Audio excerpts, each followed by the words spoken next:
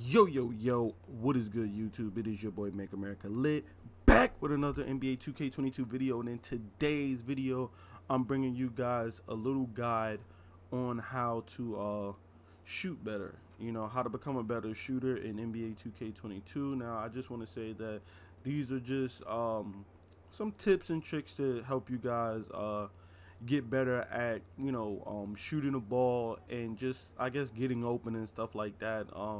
I'm gonna be having, or I should say, I'm gonna be breaking the video into different sections or whatever, just so you guys can, skip through the video to each part that you want or need. You know, I have a section for attributes. I have a section about jump shots, badges, movement, spacing, shot selection, and all of those things like that.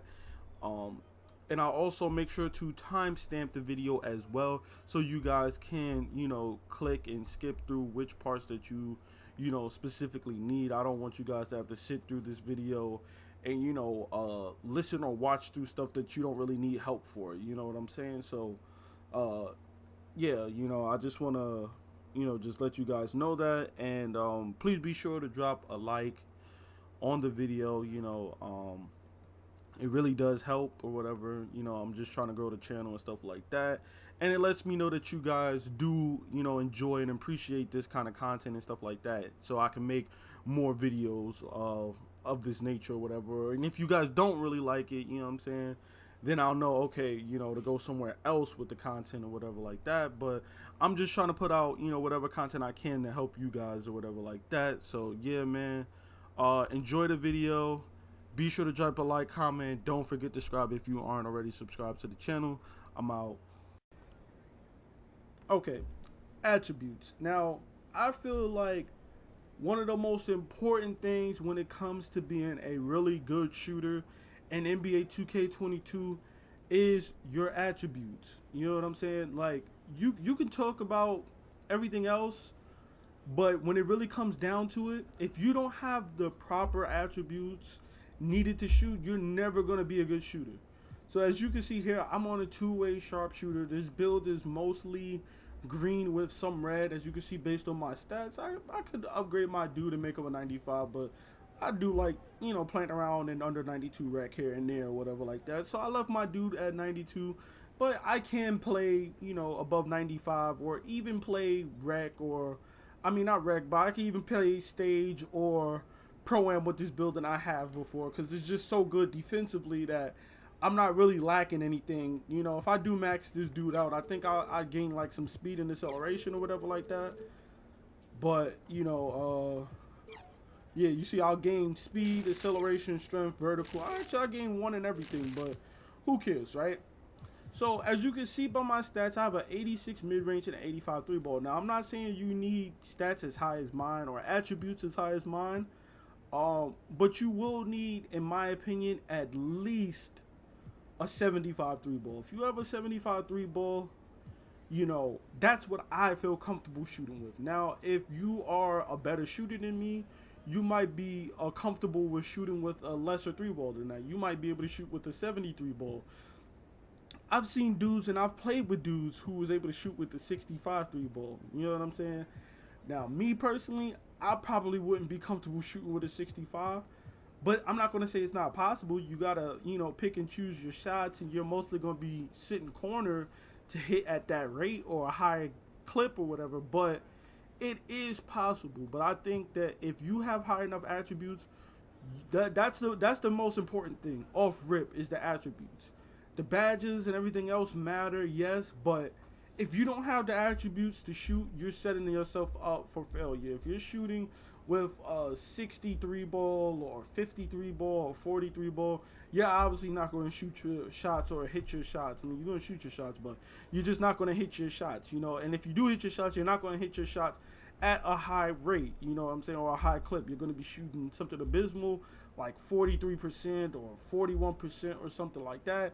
And that's not what you want. You want to have decent stats, especially in 2K22, which is one of the easiest shooting 2Ks that I've ever played, besides like maybe 19. 19 was really easy to shoot in too, but in recent years, the last 5 years, I'll probably say, even considering 19, this is probably the easiest game it has been to shoot. So you should be shooting at least like 50, 55% from three, in my opinion, in this game. So that really pretty much just covers the attributes. I feel like if you have at least above a 70, you should be hitting at a decent rate. All right, now for our next part of this guide, we're going to be looking at jump shots. Now, I think that this is probably the second most important thing on becoming a better shooter or just being a good shooter in general. Your jump shot. Because that right there, your attributes and stuff like that matter, your badges matter. But ultimately, you're going to have to be able to time your jump shot.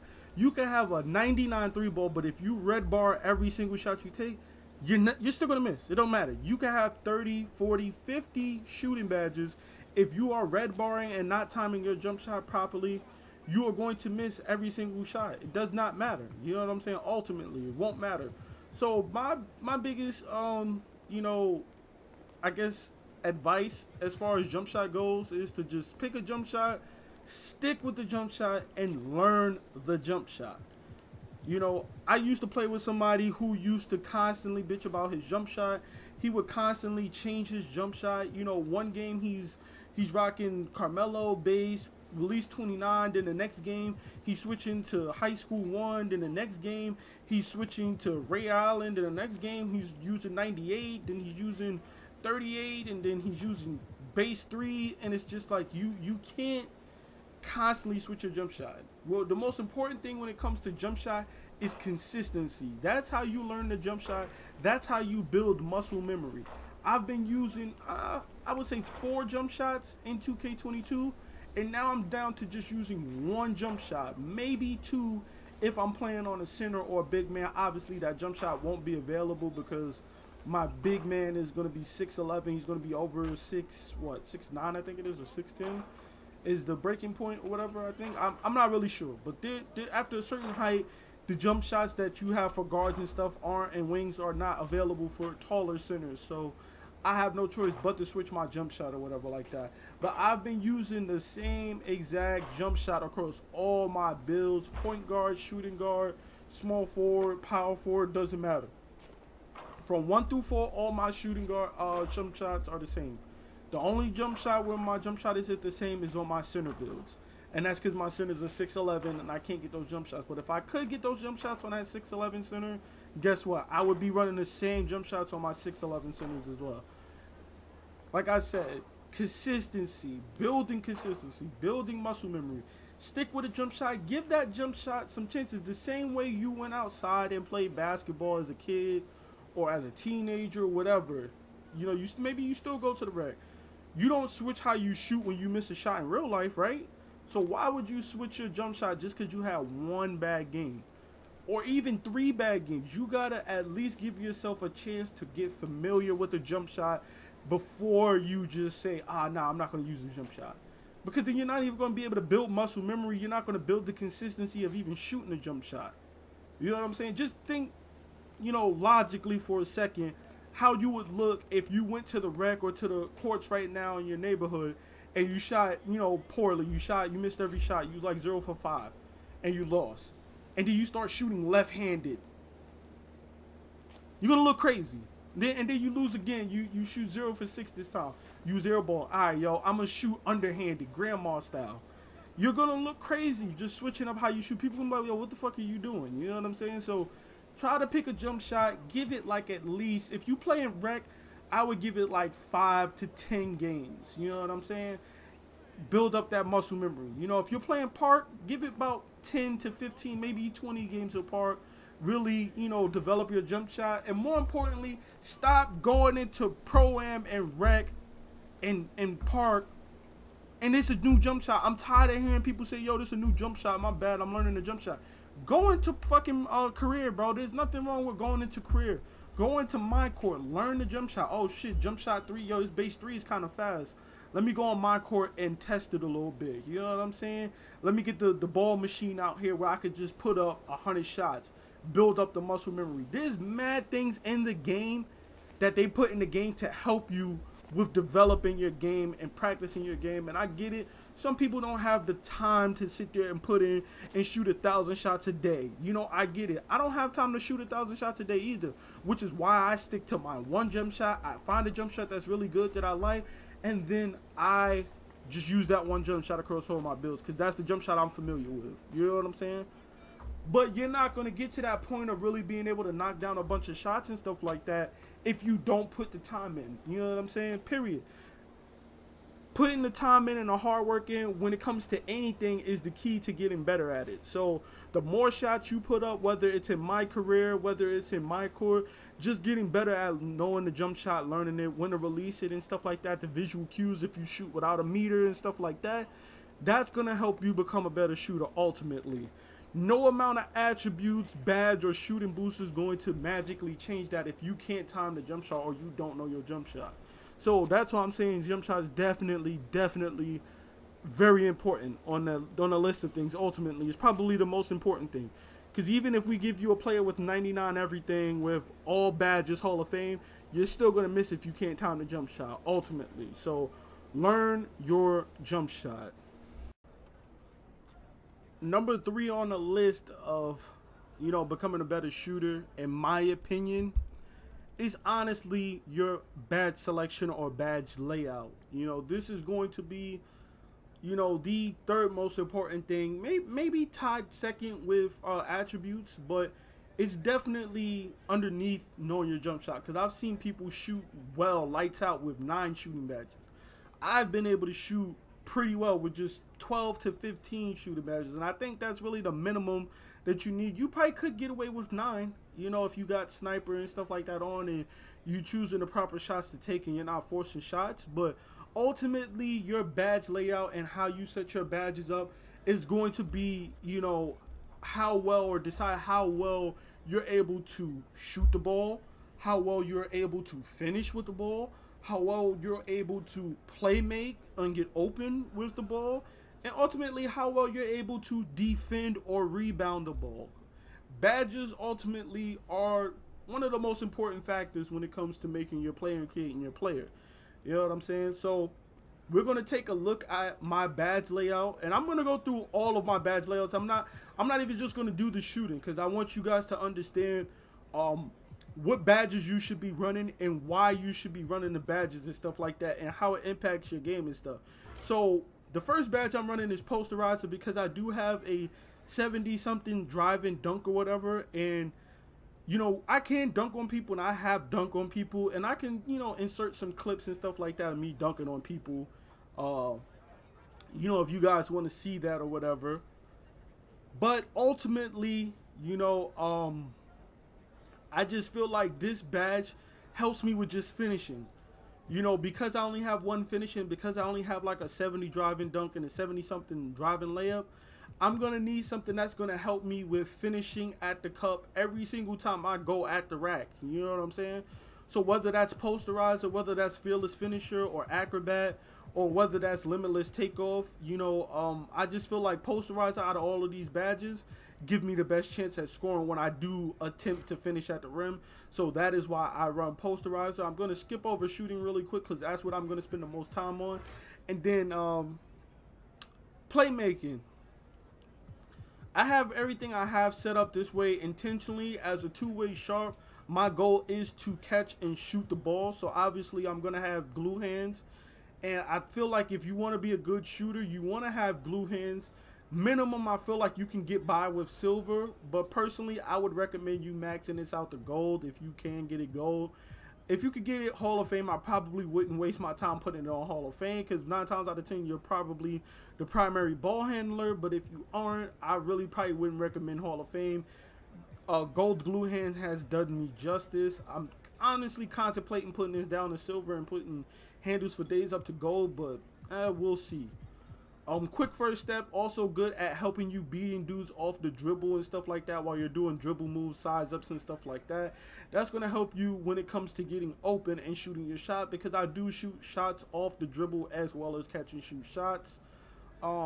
Again, handles for days, which is going to help me with shooting those shots off the dribble. I'm going to have a lot more stamina because you do lose a tremendous amount of stamina when you do dribble moves and stuff like that. And I do like to do step backs, and step backs take the most stamina out of all dribble moves or whatever. And then Unpluckable is just going to help you with dribbling the ball and not being ripped and stripped and stuff like that. Bullet Passer, I like to have like a little, my passes have a little to them, you know what I'm saying? I don't like to throw slow passes because slow passes equal turnovers, and I hate turnovers, okay? I don't want to give the other team, chances to score on me or get the ball back. So I like to take care of the ball. I feel like silver bullet passer is the minimum you need. Anything more is just plus, but minimum silver bullet passer. And then obviously bronze hyperdrive. And if I had an extra playmaking badge, I will put that on quick chain, but because I don't right now, it'll just stay on bronze hyperdrive, and that's just so I could do dribble moves, crossovers, behind the backs and stuff like that while on the move. Speeds it up, just make me a little bit quicker or whatever like that. And then finally, we're going to take a look at my shooting badges, and as you can see, these are the shooting badges I'm running. I usually don't run silver volume shooter or volume shooter at all. I usually run Hall of Fame hot zone. And I would either run silver Deadeye or silver green machine. It really depends on how I'm shooting that day. If I'm shooting lights out, it's silver green machine. If I'm kind of and I'm not really greening my shots, then it would be silver Deadeye. Obviously, I don't run anything higher than bronze corner specialist because I feel like I just don't need it. If I'm shooting in the corner, I should be hitting lights out regardless. Hall of Fame blinders, obviously, because it is one of the best shooting badges in the game, as well as Hall of Fame sniper. Hall of Fame catch and shoot. For when I do, shoot the catch and shoot, that is the shot that I'm shooting the most on this build because I am a two-way sharp. So 9 times out of 10, I'm going to be spacing the floor and stuff like that. So I'm going to be catching and shooting most times. But I also run Hall of Fame catch and shoot because it does give you a boost when you shoot, I believe, early. So if I, do by chance shoot it early and I get a bad penalty, exaggerates the impact of good and poor shot timing, I'm still more likely to hit that shot because I have Hall of Fame catch and shoot, which does give you a boost on early shot releases as well too. Obviously, Hot Zone Hunter Hall of Fame just to boost my shots taken in hot spots. Silver Deadeye for when dudes do close out on me late. Bronze Lucky 7 because you get a tremendous boost on just bronze alone. I'm pretty sure everybody rocks bronze Lucky 7. And then again, like I said, the reason why I run handles for days on silver, stop and pop on silver, because I like to shoot off the dribble sometimes, and that stop and pop boost is going to help me with shooting off the dribble as well. And then, like I said, sometimes I'll run a bronze volume shooter, sometimes I won't, but for the most part, I don't run volume shooter because it's really not that useful. I will throw on a bronze green machine, but even sometimes then, I'll take green machine off and put like a difficult shots or even a clutch shooter on. It really just depends on how I feel that day, but for the most part, this is my badge layout. You know what I'm saying? Now, you can copy this badge layout. You can screenshot this and put these badges on, but ultimately, keep in mind that this is what works for me. The way I play may not be the way you play. I may be a better shooter than you. I may be a better player than you.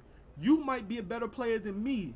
You might be a better shooter than me, so you might could get by with silver catch and shoot and silver blinders and put, silver difficult shots on and silver circus threes. You might be so good that you don't even run Hot Zone Hunter, and you're running with like limitless spot up or rhythm shooter or something, or you might not even be running sniper. Maybe you're so goated that you putting your stuff into other points and you're running like Gold Chef and Circus 3s or no green machine, you're running Circus 3s and stuff like that. So remember, ultimately, I can tell you what are good badges and stuff like that to use, but ultimately, you need to run the badge layout that works for you. You know what I'm saying? So if running Hall of Fame corner specialist and Hall of Fame catch and shoot is how you are able to hit every single shot you take, then fucking run that. I don't care what any YouTuber tells you to do or what to put on. If you want to run Hall of Fame Deadeye so dudes can't contest your shots, then run a Hall of Fame Deadeye. Don't do what everybody else is doing. Run the badge layout that works for you, okay? Same way if you played, Call of Duty or something and you like using a certain gun because you do well with it, who cares what YouTuber or streamer or whatever person says to run? Run what makes you the best player that you can be. If that means running Hall of Fame Deadeye, Hall of Fame corner specialist, by all means run it. If that means running bronze corner specialist, then run bronze corner specialist. But ultimately, you're gonna have to do what works the best for you as far as your badge layout or whatever goes. Okay, so in this clip that I'm gonna show you guys, I'm gonna be showing y'all an example of what I mean by proper spacing. As you can see, I thought I was gonna get the ball on the inbound, right? I tried to make a cut here because as you see, he's setting the screen or whatever like that. The dude on the left, Trust Rich, is gonna fall into that left corner. We already got somebody spacing the floor right corner. So naturally, he's setting the screen, so he can't cut. So I'm going to try to, make my way down there to try to cut. But obviously, I get cut off. I get stopped right there, as you can see. So I immediately go back to my spot on the court, which is right there on the wing, trying to space. Now, as you can see right there, this is what we mean by proper spacing. There's somebody in both corners. So if the PG beats his man, somebody left corner is going to have to come and help and give up that left corner three. Or somebody on the right corner is going to have to help and give up that right corner three. And then technically speaking, whoever's on me should come over and help right corner. And then whoever's at the free throw line should then come over and rotate towards me and pick up me. But obviously, the ball moves faster than the player. So, I mean, unless you don't have bullet pass or some shit like that. If you're not running any bullet passer, then maybe not. But in real life, the ball moves faster than the player, which is why they always tell you to make that extra pass or to just make that pass or whatever like that. But as you can see, he gets the screen and he hits the shot. Okay, so now this is another example of what I mean by spacing, right? So we bring the ball down or whatever like that. And, my first thing is that I like to just hit corners.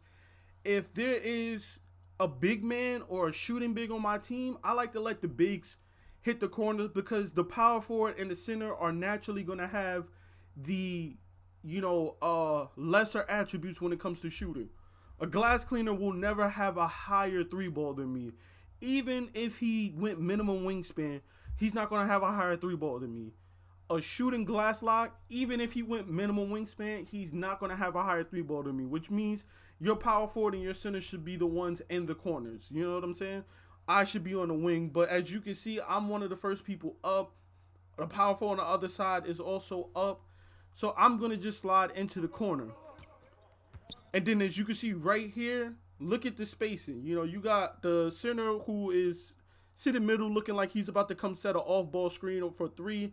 You got 51 going back door, which he should be going corner instead of back door. But now you have me wide open in the left corner because somebody was falling asleep. And you had a big man, if I rewind this a little bit, you had a big man coming over to help on me because my man wasn't even on me. He was lost in the sauce. So big man is like, okay, now I got to get back to the paint to get mines. And like I said, spacing, I'm wide open. That's a green three.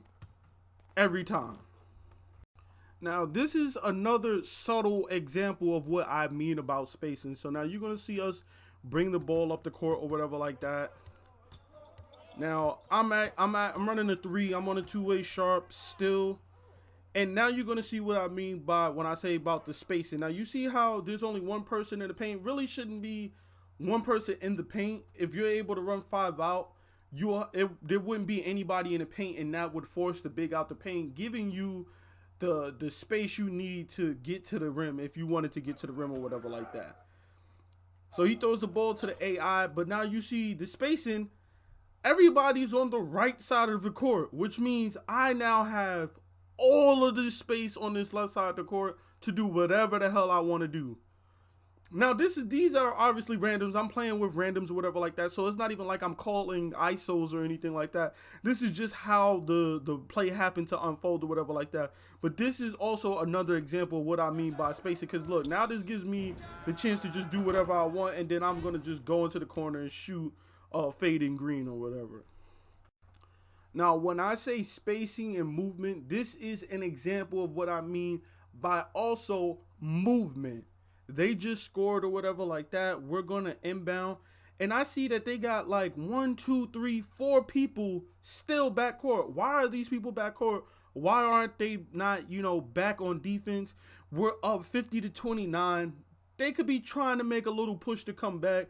You know, the third quarter just started, but you know, they're all backcourt. They're trying to press and stuff like that instead of getting back in position. I see this as they inbound, and I immediately take off running. I have a center or a big man, whoever that is, 15 up top to the left. He's also running with me too. So now that gives us 2-on-1 basically, because now you can see whoever this dude is with the headband. I don't know if that's what, 18, 19, 88, whatever his number is. He's trying to make a beeline to me, but I'm already gone. I'm already full sprint. He's just turning towards me, both of them. So at this point, I'm going. So now, and then this is also another thing that I talked about on my video on defense or whatever like that. When you make that commitment to go for the steal and you don't get the steal, this is what I mean by put you in bad position. So now I have 51 that I could throw the ball to if he's cutting down the paint. I have left corner. If he can shoot, I'm going to hit that left corner. And then I also have 3, but I'm pretty sure 3 is an AI, so 3 is not even an option. So left corner is where I would most likely go, depending on what these two dudes right here do. Because they might not even realize that number 3 is an AI. If I'm on defense, I'm not even guarding number 3. If I know that's an AI, I know that they're not even giving the AI the ball. So the only 2 people are in play is 51 and the guy in the left corner. But I see this. He's behind me. I know I'm in a good space or whatever. So at this point, left corner should have just stayed. All he's doing is making it easier for defense to collapse on both of us because now he's cut into the paint. But at this point, I already know that I'm going to beat my man. 99 is already well behind me. There's no way he's blocking me. 34 might have a chance at blocking me, but at this point, I'm already to the cup, so I'm going to take that. You know what I'm saying? Now, this right here is another example of what I mean by movement, along with spacing, knowing when to cut, when to move and stuff like that. Because when you're just moving and running around the court, just doing circles and stuff like a chicken, you can screw up the spacing on the court or whatever like that. So right here, I see we inbound. And then once again, there's 1, 2, 3 people backcourt in this game here and only 2 people back. So I immediately make a break. Now right here, I do have stop and go on this build on bronze. So I probably could have stopped right here and popped the shot, but I seen 10 on my ass. He's trailing me. And right there is when I would have pulled up the shot. I probably could have got that shot off. You know what I'm saying? But also, I want to point out, shout out to Glue Hands. You see how I caught that pass and I was immediately able to make my next move. No delay, no laggy or staggering animations. As soon as I caught that ball, I immediately able to put the ball on the ground and turn left. You know what I'm saying? So shout out to Glue Hands. I would definitely recommend you put this badge on, especially if you're a catch and shoot player. This is going to boost your game tremendously. This is not going to be the last time that I shout out Glue Hands. I definitely stand by that badge. I used to say, you don't really need it, but it definitely, you would be surprised at the situations that Glue Hands actually helped you out. But let's just get back to this play or whatever like that. So at this point, I see 10 is on my back, so I'm immediately trying to attack. You know what I'm saying? We're down 4 points. We need a basket or whatever like that. I'm trying to attack. I didn't feel comfortable shooting that shot with 10 trailing me, although I think I probably could have got that off because I do have Hall of Fame blinders. Along with Hall of Fame catch and shoot, I probably could have got that shot off and greened it. But I decided to be aggressive and I take the ball down. Now 10 isn't really even in the situation anymore. Because of the path that he's running, he's going to have to now turn left to try to get a good look on my block or on blocking me or whatever like that. So 10 isn't even in the equation. 20 isn't in the equation. Whoever that is, bottom right, isn't in the equation anymore either. So now it's just me, big man, and whoever they have in the paint. Now, at this point, he has to decide what he wants to do. Now, if I had finishing on this build, I probably would throw up, you know, a little floater or something like that. But my layup is like a 74. My driving dunk is like a 72. I can bang it on people. I can finish dunks. I do have bronze posterizer, which is very key in this play, and which is why I recommend that if you only have one badge on finishing, you should probably put that badge on posterizer because you are going to make a lot of plays like the play I'm about to show you here. Now, at this point, the center has to decide what he's going to do. Is he going to stay on his man and let me just lay the ball up or dunk the ball? Or is he going to try to make a play on me and force me to make me play? Because as a defender, his team already screwed him over by not getting back and trying to press or doing whatever the hell they were doing that they were out of position. So now his job is to make me play, because the easiest thing for me to do is to just lay the ball up and dunk the ball, score. So now he's going to step up, and that's going to force me to now have to play, because now he's going to make me think, well, what am I going to do? Am I going to just dunk it? Am I going to just lay the ball up? Am I going to try to make a pass? And at this point, I decided to commit. I feel like I can dunk it on him, and I feel like 10 isn't even a situation anymore. I'm not really concerned about getting blocked by, purple hair, because purple hair, I have the whole right side of the rim. So if purple hair do jump, 9 times out of 10, I'm probably going to get a foul. I'm probably not going to make it or dunk it on him, but I will get the foul or whatever like that. And worst case scenario, if I do have bailout on, I'm going to just go up with it and then pass out to my center down low. He's going to dunk it. And, he also is giving me room to pass out to him too. One of the best things that I noticed is that he also didn't come down, down low with me. Making the defender have 2 people to guard. Notice how big man stayed on that left side out of the paint. So now he has to decide, like, who am I guarding? If he came down into the paint, I could have probably lobbed it to him, but also he would have had more of a chance of stopping us, because now it's 2 people in the paint with 1 person. So now he gets to defend 2 people at once. So with him staying out of the paint, it makes the defender have to decide who is he going to guard. And obviously he chose to stay up on me or whatever like that. He jumps. It doesn't matter. I dunk, because I do have posterizer on this build. You know what I'm saying? So that's what I mean by when I say, movement is very key and stuff like that. And of course we give up a green 3 on the other end, because we are lacking. We are lacking on defense.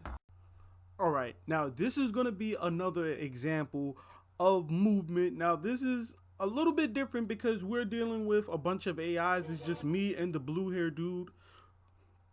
Everybody else on our team had quit. We somehow was able to come back. We closed the gap to 6. Not really sure if we won this game. I'm not even gonna lie to you guys, but this right here is just a key example of what I mean by movement. Now, we can't really space the floor because we're dealing with AIs, and the AIs are going to do whatever the hell the AIs want to do. If they want to cut, if they want to stand right next to you, if they want to, chuck the ball as soon as you pass it to them, they're going to do whatever the hell they want to do. You know what I'm saying? So I'm just trying to, make constant movement and stuff like that. Not getting too close to him, because we're the only 2 human players in the game, so I don't want to clutter his space either. But I'm trying to just make constant movement to try to get open from my guy. Now I'm also trying to make it did I that time? I'm not sure if I did. I don't think I did that time, but usually I try to icon pass, because I was trying to just keep getting it to the human player. Now I hit X thinking it was going to pass it to that AI right there, but the pass settings, whatever I have my pass settings on, I probably didn't adjust it, so they threw it all the way to the corner over there, which luckily it wasn't intercepted and stuff like that. But as you can see, I'm still making movements and cuts and stuff like that. I'm still trying to keep just my defender on his tiptoes or balls of his feet, whatever you want to call it, but I'm trying to keep him on edge. I'm not just trying to have him post up and grab my jersey or whatever like that and just sit on me. You know what I'm saying? I'm trying to get constant movement, and when I do, I end up getting wide open. So one of the most important things, just besides spacing, is also movement. And you see it in some of the best shooters. If you're a fan of like Steph Curry, Klay Thompson, CJ McCollum, Jamal Murray, all these guys who are good shooters or whatever like that, KD, and even like some of the older dudes like Reggie Miller and Ray Allen, Kyle Korver, Boggy from Utah, whatever like that. These guys, they all have one thing in common, and that's they can move without the ball too. You know what I'm saying? So a lot of times you're going to be able to have to mix in some of those off-ball screens or just movements and stuff like that, or just ball, just not ball fakes, but just, stutter steps and stuff like that, using the right stick or whatever to do those juke moves and stuff like that to get open, or just to create movement. Just making your guy move is just enough to make the defender move, so he can be out of position. By the time you get the ball, you're now then in position to get a shot off like I just took right there or whatever, And to, wrap up this video, last but not least, I would say, another important key factor when it comes into being a better shooter. Obviously, this is covered mostly in the movement and spacing section, but shot selection. You know what I'm saying? If you look at my chart, for the most part, I have really no cold zones. I think I got a cold zone in that mid range to the left. This is hot zones for the NBA or whatever like that. But if you look at my park, I have three cold zones, which I don't even know how those are cold zones because I only took one shot in each of those sections. But as you can see, I'm mostly shooting threes. I'm mostly picking and choosing my spots. And then if you look at Rec and Pro-Am, I'm mostly shooting pretty decently, 72%, 63%, 55%, 70%. So the reason why I'm able to shoot at such a high rate is because I'm only taking smart shots. Ultimately, you're only as good as the shots you're taking. If you are shooting contested shots, red bar shots, dudes is in your face, you're shooting moving shots with no circus threes from deep as hell, you're shooting from the logo, those just aren't high percentage shots, you're going to miss a lot more than you make. So ultimately, with everything else considered, attributes, your badge selection, your jump shot and all of these things, and the movement, spacing and stuff like that, all things considered, your shot selection will matter as well too when it comes to becoming a better shooter. So I think that's also something that people need to take into consideration when they are asking themselves why aren't they shooting as good as they can and stuff like that or whatever. So just make sure that you're shooting smart shots. If you notice that you're 0 for 3 from 3, how about stepping inside? There's nothing wrong with hitting the 2. As you can see by my chart, I take a shit ton of 2s, man. What's that, 41 on that side, 36 on that side, 17 there, 8 there, 10 in the middle. You know what I'm saying? And then even closer, 7 over there, 7 there, 5 there, even though that's a cold spot or whatever like that. And even getting to the basket, sometimes you may not have a 3. Sometimes you got to drive down low, and you can see I'm taking 122 shots inside the paint, down below in the paint or underneath the basket. And I'm shooting 77% there. So, it's not even like you're getting blocked or you're going to get blocked every single time. I mean, keep in mind, I am 6'5" or whatever like that.